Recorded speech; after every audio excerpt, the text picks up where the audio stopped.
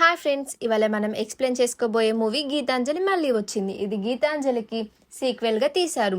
వీడియోలోకి వెళ్లే ముందు please like, share, subscribe. Movie start అవ్వగానే నైట్ టైంలో గ్యాలక్సీ అనే ఒక సాఫ్ట్వేర్ కంపెనీని చూపిస్తారు. అందులో వర్క్ చేసే ఎంప్లాయీస్ అందరూ తమ షిఫ్ట్ కంప్లీట్ చేసుకుని వెళ్ళిపోతారు. అప్పుడే స్వప్న అనే ఒక అమ్మాయి తన షిఫ్ట్ కంప్లీట్ చేసుకుని వెళ్ళిపోబోతూ హెచ్ఆర్ దగ్గరికి వెళ్లి, సార్, యుఎస్ ప్రాజెక్ట్ లిస్ట్ లో నా నేమ్ కూడా ఉండేలా చూడండి అని రిక్వెస్ట్ చేస్తుంది.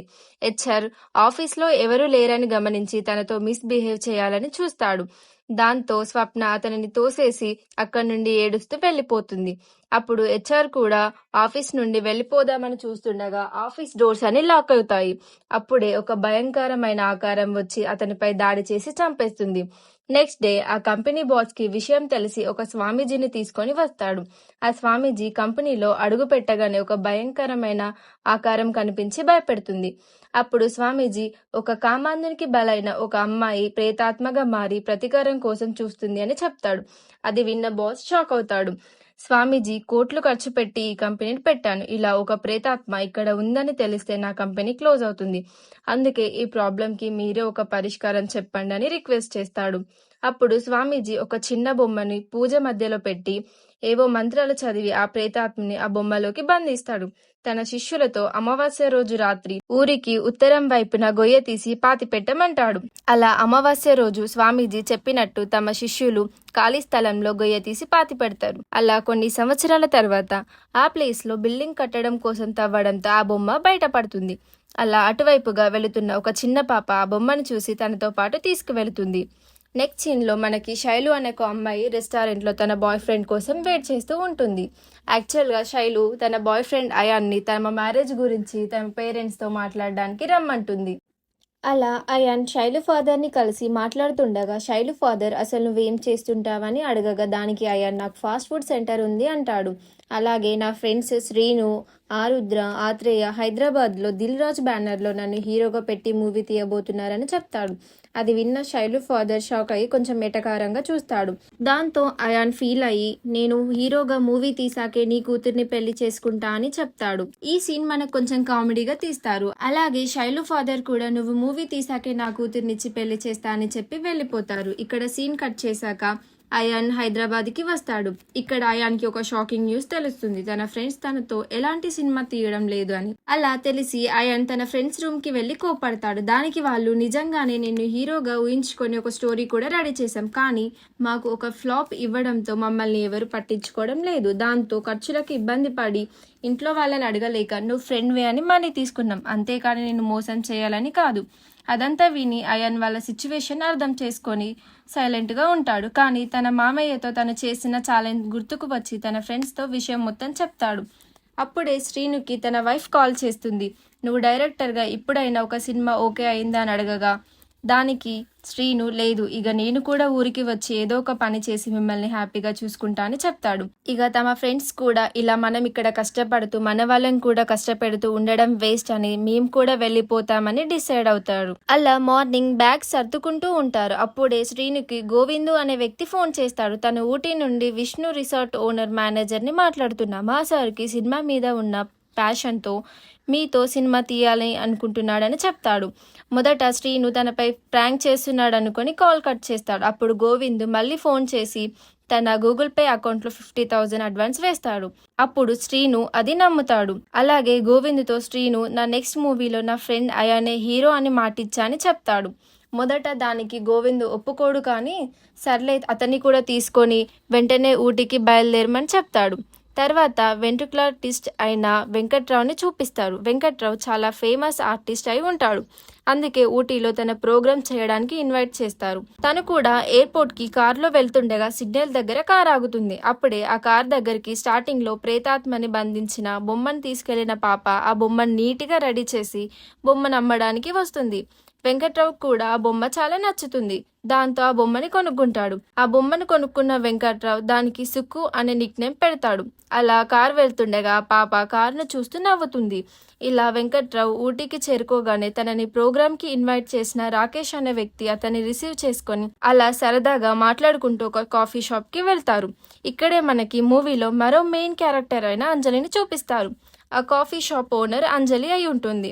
ఇలా అంజలి వెంకట్రావు రాకేష్ ఆర్డర్ చేసిన కాఫీ తీసుకొని వస్తుంది. వెంకట్రావు దగ్గర ఉన్న బొమ్మ క్యూట్గా ఉండడంతో దాన్ని తీసుకొని చూస్తుంది. ఆ బొమ్మలో ఉన్న ప్రేతాత్మ కూడా అంజలిని చూస్తూ ఉంటుంది. అప్పటికే ఒక వ్యక్తి అంజలి దగ్గరికి వచ్చి నీకిచ్చిన టైం ప్రకారం ఇంకా 10 డేసే ఉంది, ఆలోపు నువ్వు రెంట్ పే చేయకపోతే నీ కాఫీ షాప్ క్లోజ్ చేయాల్సి వస్తుందని అంటాడు. అదంతా బొమ్మలో ఉన్న ప్రేతాత్మ చూస్తూ ఉంటుంది. ఇలా వెంకట్రావు వెళ్ళిపోతుండగా బొమ్మ మాత్రం అంజలిని చూస్తూ ఉంటుంది. మరోపక్క శ్రీను అతని ఫ్రెండ్స్ ఊటీకి రాగానే గోవిందు వాళ్ళని తీసుకొని తన బాస్ అయిన విష్ణువర్ధన్ దగ్గరికి తీసుకెళ్తాడు. అప్పుడు బాస్ అయిన విష్ణువర్ధన్, నేను మీ ఇంటర్వ్యూస్ అన్ని చూశాను, మీ కాన్ఫిడెన్స్ అంటే నాకు చాలా ఇష్టం. నీ ఫస్ట్ మూవీ గీతాంజలి కదా, తర్వాత 3 మూవీస్ ఎందుకు ఫ్లాప్ అయ్యాయని అడుగుతాడు. అయినా నాకు మీ సినిమాలో కామెడీ అండ్ హర్రర్ అంటే చాలా ఇష్టం అని చెప్తాడు. నాకు సినిమా అంటే ప్యాషన్, కానీ నేను ఎన్ని బిజినెస్ చేస్తున్న సాటిస్ఫాక్షన్ లేదు, అందుకే ఒక మంచి సినిమా తీయాలి అనుకుంటున్నానని చెప్పి అతని దగ్గర ఉన్న స్టోరీ శ్రీను వాళ్ళకి చెప్తాడు. శ్రీను వాళ్ళకు కూడా ఆ స్టోరీ చాలా బాగా నచ్చుతుంది. అప్పుడు శ్రీను విష్ణుతో స్టోరీకి మాత్రం బంగ్లానే మెయిన్ అని చెప్తాడు. దానికి విష్ణు, నేను ఆల్రెడీ అలాంటి బంగ్లా ఒకటి కొనిపెట్టానని చెప్తారు. విష్ణు స్టోరీలో హీరోయిన్ క్యారెక్టర్ చాలా ఇంపార్టెంట్, మూవీకి సెట్ అయ్యే అమ్మాయి దొరికినప్పుడే షూటింగ్ స్టార్ట్ చేద్దామంటాడు. దానికి శ్రీను వాళ్ళు మూవీకి సెట్ అయ్యే అమ్మాయిని వెతకడం మా బాధ్యత అంటారు. అప్పుడు వెంటనే విష్ణు గోవిందును పిలిచి వీళ్లకు ఆ సంగీత్ మహల్ చూపి అని చెప్తాడు. అప్పుడు గోవిందు ఏది ఆ సంగీత్ మహల్ అంటూ కొంచెం భయపడుతూ చెప్తాడు. అలా అటువైపు కారు వెళ్ళడం చూసిన టీ షాప్ దగ్గర ఉన్న వాళ్ళు, అసలు వీళ్ళ సంగీత్ మహల్ గురించి తెలిసే వెళ్తున్నారా, ఇంకా అక్కడ ఎన్ని చావులు చూడాలా ఏమో అని అంటుంటారు. అక్కడే ఉన్న ఒక వ్యక్తి అసలు ఆ సంగీత్ మహల్ స్టోరీ ఏంటి అని అడగగా, ఒక అతను కొన్ని సంవత్సరాల ముందు నటరాజ్ శాస్త్రి, తన భార్య ఇంకా 2 కూతుర్లు ఆ బంగ్లాలో ఉండేవాళ్ళు. ఆ బంగ్లా నటరాజ్ శాస్త్రికి నైజాబ్ నవాబులు గిఫ్ట్గా ఇచ్చారు. అలాగే నటరాజ్ మాస్టర్కి వారి భార్యకి సంగీతం నృత్యంతో పాటు తమ కూతుర్లు పావని, మోహిని అంటే చాలా ప్రాణం. పెద్దమ్మాయి పావని డేవిడ్ అనే ఒక అతన్ని ప్రేమిస్తుంది. తన తండ్రి వాళ్ళ ప్రేమ అంగీకరించడని తెలిసి ఒకరోజు రాత్రి పారిపోతుంది. అలా మాస్టర్ గారు వాళ్ళ భార్య, కూతురు చాలా రోజులు బాధపడుతుంటారు. ఇలా కొన్ని రోజులు అయ్యాక తన చిన్న కూతురు కూడా అక్క చేసినట్టే ఒక ప్రసాద్ అనే వ్యక్తిని ప్రేమిస్తుంది. తను కూడా తన ప్రేమ విషయం ఒప్పుకోడని తెలిసి పారిపోవాలి అనుకుంటుంది. ఆ విషయం తన తండ్రికి తెలిసి ప్రసాద్ని తన మనుషులతో కొట్టిస్తాడు. ఆ బాధ తట్టుకోలేక ప్రసాద్ సూసైడ్ చేసుకుంటాడు. ఈ విషయం తెలిసిన పావని కూడా తన ఒంటికి నిప్పంటించుకొని చనిపోదాం అనుకోగా ఆ మంటలు కాస్త బంగ్లా మొత్తం వ్యాపించి అందులోనే ఉన్న నటరాజ్ మాస్టర్, అతని భార్య కూడా చనిపోతారు. ఈ సంఘటన 2012 ఆగస్టు 8న జరిగింది. ఆ తర్వాత ఓ వ్యక్తి ఆ బంగ్లాని కొని దాన్ని ఒక గెస్ట్ హౌస్గా మారుస్తాడు. అప్పుడే మొదలైంది ఓ కొత్త కథ. అప్పటి నుండి ప్రతి సంవత్సరం ఆగస్టు 8న ఆ గెస్ట్ హౌస్లో దిగిన ప్రేమ జంటలను శాస్త్రి గారు తన భార్య చంపడం మొదలుపెట్టారు. అప్పటి నుండి అదొక బూత్ బంగ్లాగా మారిపోయింది. ప్రతిరోజు రాత్రి పాటలు, ఎవరో ఏడవడం లాంటి సౌండ్స్ వినపడంతో అందరూ భయపడిపోతున్నారు. ఆ బంగ్లాను అమెరికా నుండి వచ్చిన విష్ణు సార్ కొన్నాడని ఇప్పుడే తెలిసింది. ఈ సంవత్సరం ఆగస్టు 8 ఎంతో దూరంలో లేదు. ఈసారి ఆ ప్రేతాత్మలు ఎవరిని బలి తీసుకుంటాయేమో అనుకుంటారు. అలా గోవిందు, శ్రీను ఇంకా వాళ్ళ ఫ్రెండ్స్ మహల్ దగ్గరికి చేరుకుంటారు. మహల్ కేర్ టేకర్ అయిన మణిని చూసి భయపడతారు. అలా శ్రీను వాళ్ళు మహల్ చూస్తుండగా అందులోని దయ్యాలు వారిని భయపెడదామని చూస్తుంటాయి, కానీ వాళ్ళు వాటిని పట్టించుకోరు. మూవీ తీయడానికి మంచి లొకేషన్ దొరికిందని విష్ణుకి కాల్ చేసి శ్రీను చెప్తాడు. ఇలా ఓ పక్క అంజలి బాయ్ ఫ్రెండ్ రవి అమ్మ కాల్ చేసింది, ఇంకా ఎన్నాళ్ళు లివింగ్ రిలేషన్షిప్లో ఉంటారు, మ్యారేజ్ చేసుకోరాని పదే పదే అడుగుతుంది, ఏం చెప్పమంటావు అని అంటాడు. అప్పుడు అంజలి, నువ్వు నీ బిజినెస్లో సెట్ అయ్యావు, నేను కూడా నా బిజినెస్లో సెట్ అవ్వగానే మ్యారేజ్ చేసుకుందామని అంటుంది. అలా ఉండగా వెంకట్రావు ప్రోగ్రామ్ స్టార్ట్ చేస్తాడు. అప్పుడు వెంకట్రావు, సుక్కు అందరికీ హాయ్ చెప్పు అంటాడు. అప్పుడు ఆ బొమ్మ సుక్కు కాదురా గీతాంజలి అంటుంది. దాంతో వెంకట్రావు షాక్ అవుతాడు, కానీ ఆడియన్స్ మాత్రం కామెడీ చేస్తున్నాడు అనుకుంటారు. అలా ఆ బొమ్మ మాట్లాడుతుండగా వెంకట్రావు, మనకి ఇంత మంచి అవకాశం ఇచ్చిన రాకేష్కి థ్యాంక్స్ చెప్పు అనగానే, వానికి నేను థ్యాంక్స్ చెప్పను, వాడు ఒక చిత్తకాకి కుక్క, తన అసిస్టెంట్స్తో తప్పుగా బిహేవ్ చేస్తున్నాడు, వాడు ముసలివాడు అంటూ అలా తిడుతుంది. దాంతో రాకేష్కి కోపం వచ్చి ప్రోగ్రామ్ని స్టాప్ చేయిస్తాడు.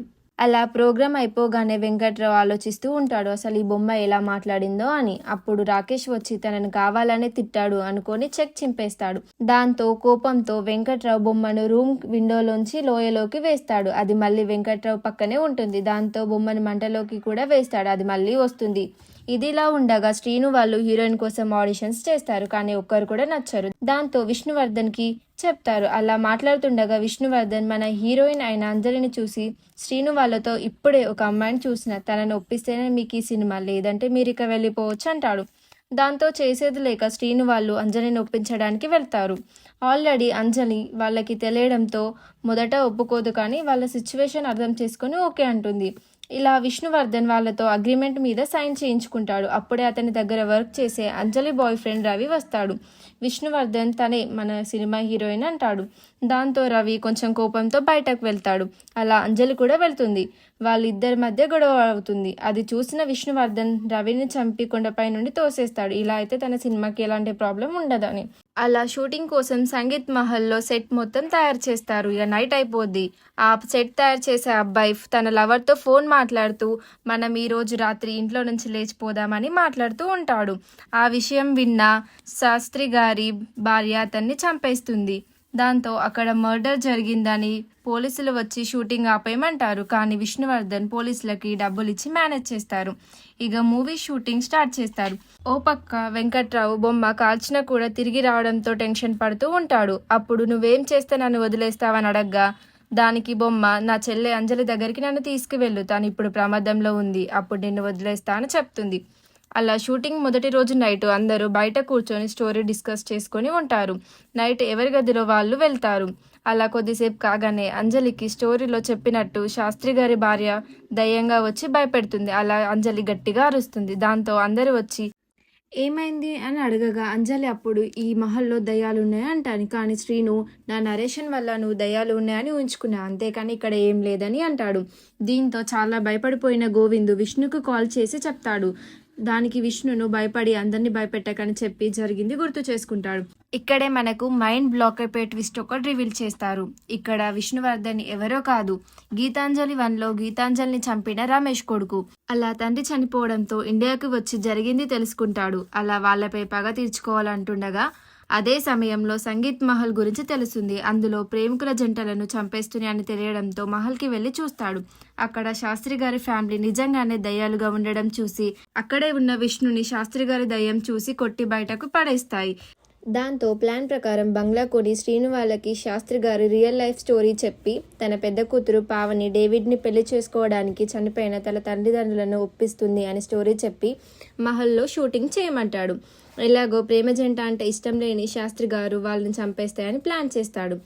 అలా వాళ్ళందరికీ దయ్యాలు కనబడడంతో శ్రీను వాళ్ళు విష్ణు దగ్గరికి వెళ్ళి ఆ మహల్లో నిజంగా దయ్యాలు ఉంటాయని చెప్తాడు. దాంతో షూటింగ్ ఆపేద్దామనగా అప్పుడు విష్ణు, మీరు అగ్రిమెంట్ పేపర్ చదవలేదా, మీరు ఏ విధంగా అయినా షూటింగ్ ఆపేస్తే 2 crores పెనాల్టీ కట్టాలి, లేదంటే మిమ్మల్ని జైలుకు పంపిస్తా అంటాడు. దాంతో చేసేది లేక మళ్ళీ శ్రీను వాళ్ళు మహల్కి వెళ్తారు. అప్పుడు అంజలి వాళ్ళతో వాళ్ళు దయ్యాలు కాదు మెథడ్ ఆర్టిస్టులు అని చెప్తారు. అలా చెప్పి షూటింగ్ స్టార్ట్ చేస్తారు. దాంతో నిజంగానే అంజలి, నాని అండ్ శాస్త్రి వాళ్ళని మెథడ్ ఆర్టిస్టులు అనుకుని వాళ్ళతో కామెడీ చేస్తూ ఉంటారు. ఇలా ఉండగా ఇంకా శాస్త్రి గారి ఆత్మలు శ్రీను వాళ్ళను చంపకపోవడంతో విష్ణు ప్లాన్ ప్రకారం శ్రీనుకు కాల్ చేసి ఇవాళ పావని డేవిడ్ పెళ్లి చేసుకునే సీను షూట్ చేయమని చెప్తాడు. అలా ఆ సీన్ షూట్ చేస్తుండగా దాంతో అయాన్ శాస్త్రి గారి దగ్గరికి వెళ్ళి ప్రేమ పెళ్లికి ఒప్పుకోమంటాడు. దాంతో శాస్త్రి గారు ప్రేమ అనేది ఒక వ్యర్థ పదార్థం, తల్లిదండ్రుల నుండి దూరం చేసేది ప్రేమ కాదు అంటూ తను ప్రేమ పెళ్లికి ఒప్పుకోడు. అప్పుడు అయాన్ అంజలి చేతి పట్టుకొని నువ్వేంటి పెళ్లి చేసేది, నేనే పెళ్లి చేస్తా అని అంటాడు. దాంతో శాస్త్రి గారు కోపంతో అయాన్ని కెమెరామెన్ నానిని కొడతాడు. దాంతో వాళ్ళు ఫీల్ అయ్యి శాస్త్రి గారిని కొట్టడానికి వస్తాడు. దాంతో వాళ్ళు గాలిలోకి లేచి అయాన్ వాళ్ళని భయపెట్టి బయటకు పడేస్తారు. దాంతో అక్కడున్న వాళ్ళందరికీ శాస్త్రి గారి ఆత్మలు నిజంగా దయ్యాలని తెలిసిపోతాయి. దీంతో అంజలి వాళ్ళు ఆ ప్రాబ్లం నుంచి బయటపడాలని విష్ణు లేని సమయంలో ఇంటికి వెళ్లి డాక్యుమెంట్స్ దొంగలిద్దామని చూస్తారు. అప్పుడే వాళ్ళకి మైండ్ బ్లాక్ అయిపోయి ట్విస్ట్ ఒకటి తెలుస్తుంది. విష్ణు ఎవరో కాదు, అంజలి వాళ్ళు చంపిన రమేష్ కొడుకు అని తెలుస్తుంది. అలా విష్ణు రావడం గమనించి వాళ్ళు పారిపోతారు. అప్పుడే గాలి రావడంతో అక్కడే ఉన్న రమేష్ అస్థికలన్నీ కింద పడి దాంట్లో నుండి రమేష్ ఆత్మ వచ్చి విష్ణు ఒంట్లోకి చేరుతుంది. ఎలాగైనా వాళ్ళని చంపాలని వాళ్ళ వెంట పడతాడు. అలా వాళ్ళంతా అక్కడే ఉన్న జాతరలో పారిపోయి దాక్కుంటారు. అప్పుడే రమేష్ ఆత్మ ఆరుద్ర ఆత్రేయను చూసి చంపేస్తుంది. అలా అంజని శ్రీను పారిపోతుండగా అక్కడే ఉన్న గీతాంజలి ఆత్మ అంజలిని చూసి వెంకట్రావుతో చెప్తుంది. అలా వెంకట్రావు బొమ్మను అంజలికి ఇస్తాడు. అప్పుడు గీతాంజలి ఆత్మ అంజలి బాడీలోకి వెళ్ళి రమేష్ ఆత్మతో ఫైట్ చేస్తుంది. ఇక్కడ ఒక బీభత్సమైన ఫైట్ సీన్ ఉంటుంది. ఇలా ఫైట్ అవుతుండగా మూవీ స్టార్టింగ్లో స్వామీజీ గీతాంజలి ఆత్మని ఎలా బంధించాడో అలా రమేష్ ఆత్మను అందం ముందు పెట్టి బొమ్మలో బంధించి నాశనం చేస్తుంది. అలా గీతాంజలి ఆత్మ గాల్లో కలిసిపోతుండగా మూవీ అనేది ఎండ్ చేస్తారు. Thanks for watching.